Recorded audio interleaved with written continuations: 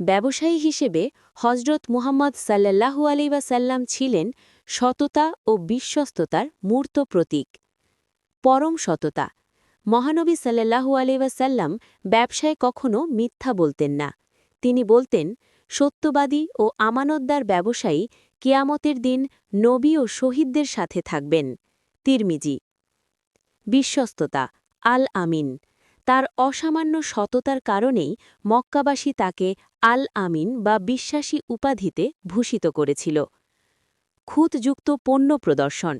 তিনি বিক্রয় পণ্যের কোনো ত্রুটি থাকলে তা ক্রেতার কাছে গোপন করতেন না, বরং আগেই তা জানিয়ে দিতেন।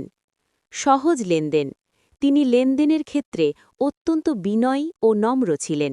তিনি বলতেন, আল্লাহ সেই ব্যক্তির প্রতি দয়া করেন যে কেনাবেচার সময় উদারতা দেখায়। বুখারী।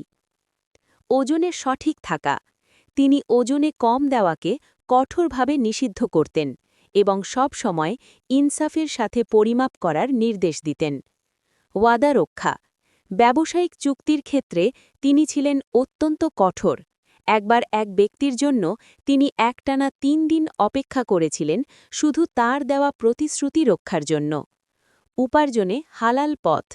তিনি সবসময় সুদমুক্ত ও ধোঁকাবিহীন ব্যবসার ওপর গুরুত্বারোপ করেছেন এবং একে ইবাদত হিসেবে গণ্য করতেন। বিবি খাদিজা রাদিয়াল্লাহু আনহার আস্থা।